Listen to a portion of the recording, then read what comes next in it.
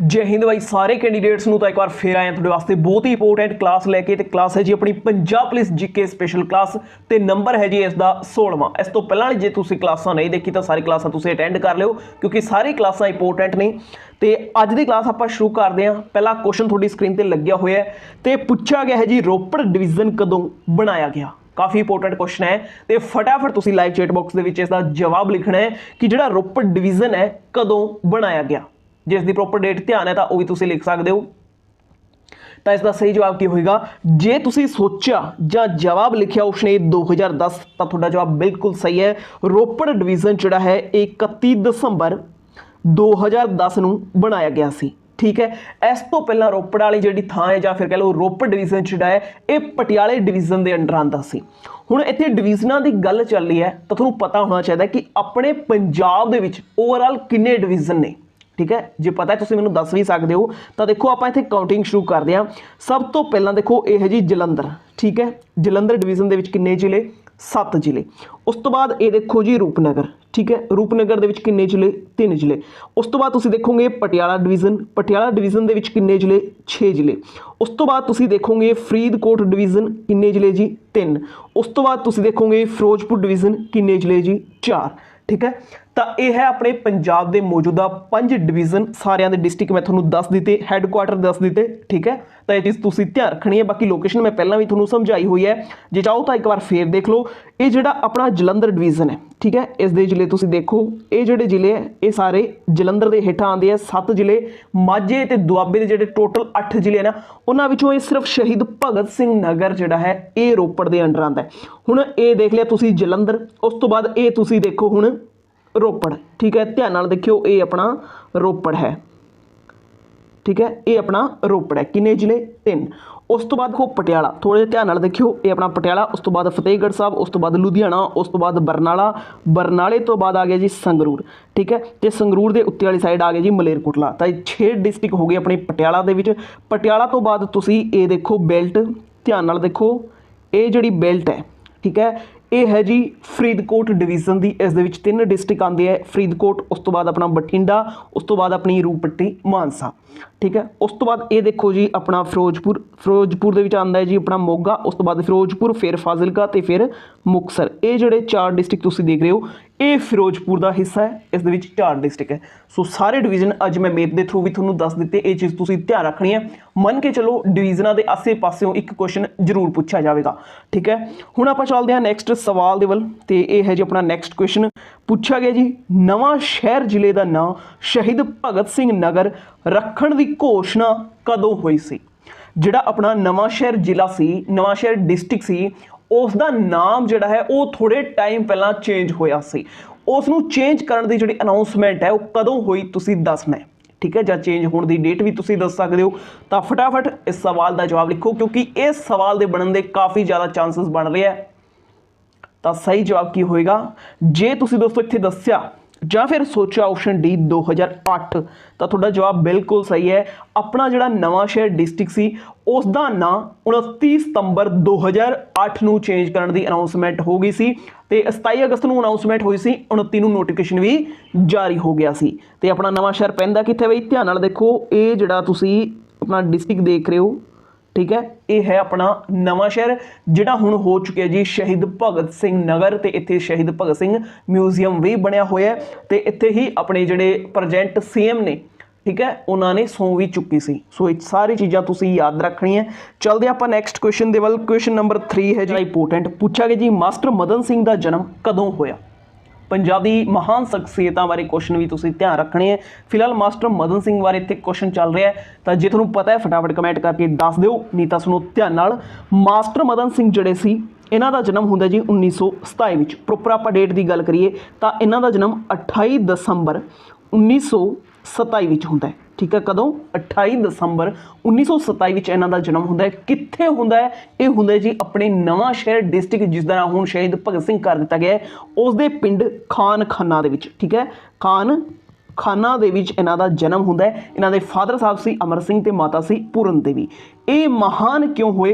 क्योंकि 8 साल की उम्र दे विच ही इन्हां नूं संगीत सम्राट कहा जाण लग्या सी ते संगीत दे महान गुरु सी। ਜਦੋਂ ਕੋਈ ਮਹਾਨ ਸ਼ਖਸੀਅਤਾਂ ਪੈਦਾ ਹੁੰਦੀ ਹੈ ਤਾਂ ਉਹਨਾਂ ਦੇ ਦੁਸ਼ਮਣ ਵੀ ਪੈਦਾ ਹੋ ਜਾਂਦੇ ਆ, ਠੀਕ ਹੈ। ਤਾਂ ਕੁਝ ਇਹੋ ਜਿਹੀ ਘਟਨਾ ਇਹਨਾਂ ਦੇ ਨਾਲ ਵੀ ਹੋ ਜਾਂਦੀ ਹੈ। ਇਹ ਬਹੁਤ ਫੇਮਸ ਸੀ ਤੇ ਆਪਦਾ ਸ਼ੋਅ ਜਿਹੜਾ ਕੋਲਕਾਤਾ ਵਿੱਚ ਕਰਕੇ ਆ ਰਹੀ ਸੀ।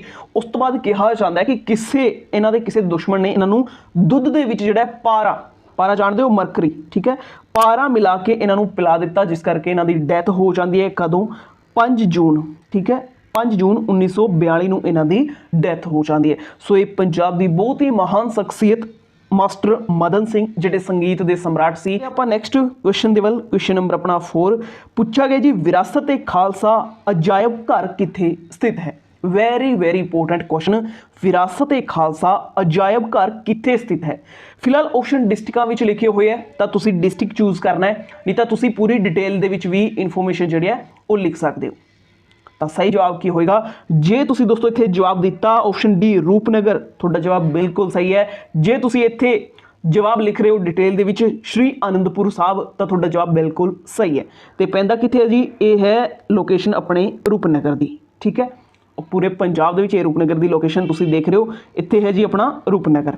ਤਾਂ ਚੱਲਦੇ ਹਾਂ ਨੈਕਸਟ ਕੁਐਸਚਨ ਦੇ ਵੱਲ। ਕੁਐਸਚਨ ਨੰਬਰ 5 ਪੁੱਛਿਆ ਗਿਆ ਜੀ, ਕਿਹੜੀ ਜੰਗਲੀ ਜੀਵ ਸੈਂਚੁਰੀ ਕਾਲੇ ਹਿਰਨ ਕਾਰਨ ਪ੍ਰਸਿੱਧ ਹੈ? ਇਹ ਵੀ ਬਹੁਤ ਇੰਪੋਰਟੈਂਟ ਕੁਐਸਚਨ ਹੈ। ਕਿਹੜੀ ਜੰਗਲੀ ਜੀਵ ਸੈਂਚੁਰੀ ਕਾਲੇ ਹਿਰਨ ਕਾਰਨ ਪ੍ਰਸਿੱਧ ਹੈ, ਤੁਸੀਂ ਦੱਸਣਾ ਹੈ।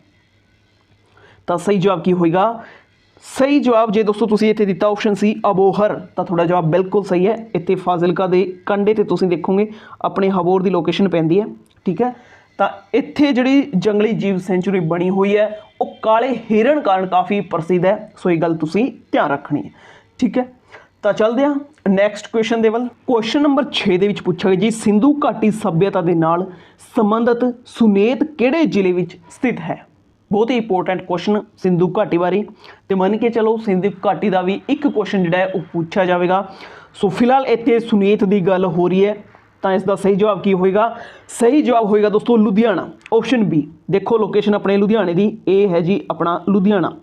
ਤਾਂ ਸਿੰਧੂ ਘਾਟੀ ਦਾ ਜਿਹੜਾ ਹੈ ਸੁਨੀਤ ਉਹ ਪੈਂਦਾ ਹੈ ਜੀ ਆਪਣੇ ਲੁਧਿਆਣੇ ਡਿਸਟ੍ਰਿਕਟ ਵਿੱਚ। ਇਸ ਤੋਂ ਇਲਾਵਾ ਫਤਿਹਗੜ੍ਹ ਸਾਹਿਬ ਦੀ ਗੱਲ ਕਰਦੇ ਹਾਂ ਤਾਂ ਇਹ ਦੇਖੋ ਜੀ, ਇਹ ਹੈ ਫਤਿਹਗੜ੍ਹ ਸਾਹਿਬ ਦੀ ਲੋਕੇਸ਼ਨ। ਦੇਖੋ ਇਹ ਫਤਿਹਗੜ੍ਹ ਸਾਹਿਬ ਦੀ ਲੋਕੇਸ਼ਨ ਪੈਂਦੀ ਹੈ। ਇੱਥੇ ਕਿਹੜਾ ਹੈ ਜੀ, ਬਹੁਤ ਹੀ ਇੰਪੋਰਟੈਂਟ ਸੰਘੋਲ, ਠੀਕ ਹੈ। ਸੰਘੋਲ ਐਗਜ਼ਾਮ ਵਿੱਚ ਪੁੱਛਿਆ ਵੀ ਜਾ ਚੁੱਕਿਆ ਹੈ ਕਿ ਸੰਘੋਲ ਜਿਹੜਾ ਹੈ ਉਹ ਕਿਹੜੇ ਡਿਸਟ੍ਰਿਕਟ ਵਿੱਚ ਆਉਂਦਾ ਹੈ? ਇਹ ਆਉਂਦਾ ਹੈ ਜੀ ਫਤਿਹਗੜ੍ਹ ਸਾਹਿਬ ਦੇ ਵਿੱਚ। ਉਸ ਤੋਂ ਬਾਅਦ ਰੂਪਨਗਰ ਦੀ 4 ਇੰਪੋਰਟੈਂਟ ਥਾਂ ਹੈ। ਸਭ ਤੋਂ ਪਹਿਲਾਂ ਤਾਂ ਰੂਪਨਗਰ ਨੂੰ ਦੇਖੋ ਤੁਸੀਂ, ਆ ਜਿਹੜਾ ਸਕਾਈ ਬਲੂ ਕਲਰ ਦੇ ਨਾਲ ਹੈ ਇਹ ਹੈ ਜੀ ਰੂਪਨਗਰ।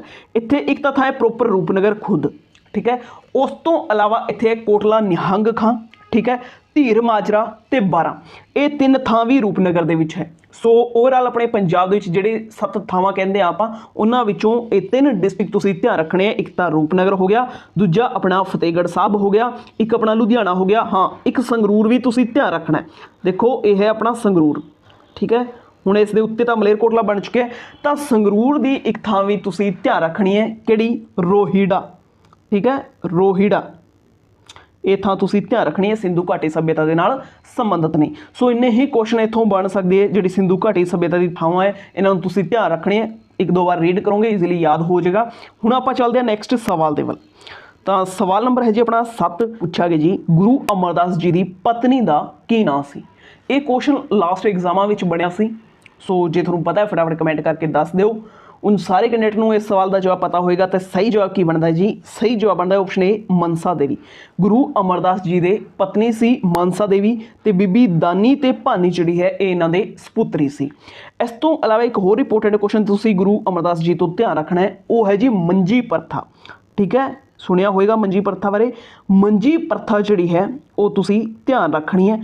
एग्जामिनर सीधा सीधा क्वेश्चन पूछ लेगा कि मंजी प्रथा किहड़े गुरु साहिब ने शुरू करी सी? तो ये करी सी जी गुरु अमरदास जी ने। इस तो अलावा एक होंदी है जी मसंद प्रथा। ठीक है, कन्फ्यूज नहीं होना, मसंद प्रथा गुरु रामदास जी ने शुरू करी सी ते मंजी प्रथा गुरु अमरदास जी ने शुरू करी सी। किनवें नंबर के गुरु सी? ये सी जी अपने तीजे नंबर के। ठीक है, question number 8 very important. PEPSU बारे तुसीं सुनिया होएगा, पढ़िया भी होएगा। तुसीं मैनूं ये दसो कि पेप्सू दे विच सिख रियासतां किन्नी सी? बहुत ही इंपोर्टेंट क्वेश्चन है, थोड़ा जिहा डीपली क्वेश्चन है कि पेप्सू जिहड़ा सी उस दे विच सिख रियासतां किन्नी सी? टोटल रियासतां सारिਆਂ ਨੂੰ पता होएगी, total रियासतां Kinni C? 8 C. But तुसीं मैनूं दसना है कि सिख रियासतां जिहड़ी है वो किन्नी सी? सही जवाब की होएगा? सही जवाब होएगा जी ऑप्शन बी 6। ठीक है। पेप्सू दे विच सिख रियासतां 6 सी, 2 रियासतां किहड़ी सी, 2 जिहड़ी बाकी बची हुई रियासतां सी, एक तां सी मुस्लिम रियासत किहड़ी मलेरकोटला वाली, ठीक है, जिहड़ी मलेरकोटला दी सी वो मुस्लिम रियासत सी। अफगाना ने इसकी स्थापना करी सी तकरीबन 15वीं शताब्दी के ममसम, तो सैकेंड जिहड़ी सी नालागढ़ 12वीं शताब्दी के ममसम इसकी स्थापना होंदी है, तो पेप्सू की सब तो पुरानी रियासत सी नालागढ़। सो ये चीज़ तुसी ध्यान रखनी है। जिहड़ी पेप्सू की 8 रियासतां सी उस दे विचों 6 सिख रियासतां सी, एक मुस्लिम रियासत सी ते एक हिंदू रियासत सी जिहड़ी सब तो पुरानी सी। हुण सिख रियासतां वाले भी तुसी निगाह मार लो, किहड़ी किहड़ी बच गई जी। एक तां बच गई जी अपनी पटियाला, प्लस बच गई जी अपनी जींद, फिर है जी नाभा, फिर है जी कपूरथला, प्लस फरीदकोट, प्लस कलसियां।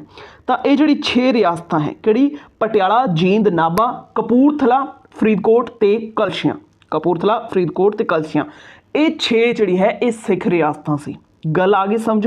इस तो इलावा पेप्सू की स्थापना कदों हुई, कॉमन जा क्वेश्चन है। स्थापना कदों होंदी है जी 1948 दे विच, मई 1948 विच इसकी स्थापना होंदी है, तो इसका जिहड़ा राज प्रमुख है यादविंद्र सिंह नूं बनाया जाता है। क्वेश्चन नंबर 9 दे विच पूछा गया जी हेठ लिखियां दे विचों किहड़े किले दे विच पुलिस अकैडमी बनी हुई है। ये कुछ किले दिते हुए ABC करके तुसी ये दसना है कि इन्हां विचों पुलिस वाली जिहड़ी अकैडमी है जिथे ट्रेनिंग वगैरह दी जाती है वो कित्थे बनी हुई है। तो सही जवाब की होएगा, जे तुसी सोचा ऑप्शन सी फिलौर, तो थोड़ा जवाब बिल्कुल सही है। फिलौर किले दे विच जिहड़ी है पुलिस अकादमी बनी हुई है। हुण चाहो तो तुसी मैनूं ये दस सकदे हो कि फिलौर किला कित्थे है, कित्थे है, ये है जी लुधियाने दे विच, ठीक है। उस तो अलावा आपां गल करिए केसगढ़ साहब ते लोहगढ़ दी, ये है जी श्री आनंदपुर साहब दे विच बने हुए किले है रूपनगर डिस्ट्रिक्ट दे विच, ते किला मुबारक ये आपां पटियाले की गल कर रहे हैं, पटियाले दे विच है। नैक्सट चलदे हां क्वेश्चन नंबर 10, तो बहुत ही इंपोर्टेंट क्वेश्चन पूछा गया है जी मिल्खा सिंह नूं फ्लाइंग सिख का खिताब किसने दिता। तो मिल्खा सिंह वाले क्वेश्चन तुसी करंट का ध्यान रखना है क्योंकि लास्ट ईयर इन्हां दी डेथ हुई है कोरोना करके, तो इन्हां दा क्वेश्चन बन सकता है, ठीक है। तो मिल्खा सिंह नूं फ्लाइंग सिख का खिताब किने दिता, तुसी मैनूं ये दसो। तो सही जवाब की होएगा, जे तुसी इत्थे चूज किया ऑप्शन बी अयूब खान, तो थोड़ा जवाब बिल्कुल सही है। मिल्खा सिंह नूं फ्लाइंग सिख का जिहड़ा खिताब है अयूब खान जिहड़े कि पाकिस्तान राष्ट्रपति सी इन्हां ने दिता सी। ते जिहड़े अपने मिल्खा सिंह है इन्हां दा जन्म कदों हुंदा है जी, इन्हां दा जन्म हुंदा है 20 नवंबर 1929 नूं, ते लास्ट ईयर 2021 दे विच इन्हां दी डेथ हो गई सी। कदों 18 जून 2021 ਦੇ ਵਿੱਚ कोरोना करके इन्हां दी डेथ हो गई सी। सो दोस्तों मिल्खा सिंह बारे तुसी कोशिश करियो कि पूरी डिटेल आपदे कॉपी दे विच नोट डाउन कर लो क्योंकि आने वाले एग्जाम में क्वेश्चन बनने के काफ़ी चांस है। एक तो करंटली इन्हां दी डेथ हुई है तो दूजे ये पंजाब की बहुत ही महान शख्सियत सी, सो इन्हां दे क्वेश्चन बन सकते हैं, ठीक है। तो ये सी अज दी वेरी वेरी इंपोर्टेंट क्लास, तुहानूं किद्दां दी लगी कमेंट करके जरूर दस्सिओ। इस तो इलावा जे तुसी पंजाब पुलिस कांस्टेबल भर्ती का कंप्लीट बैच ज्वाइन करना चाहुंदे हो तो ये जिहड़े WhatsApp नंबर तुहानूं शो हो रहे हैं इत्थे सिर्फ तुसी ज्वाइन बैच लिख के मैसेज करना है, उत्थे ਤੁਹਾਨੂੰ फीस वाला लिंक मिल जाएगा, पे करके तुम आपका बैच जो है ज्वाइन कर सकते हो। क्लास बारे बैच बारे कोई क्वेश्चन पूछना हो, कोई डाउट हो, तुम मैंने कमेंट करके पूछ सकते हो। बाकी आप मिलते हैं नैक्सट वीडियो, उदों तक के लिए रब रखा।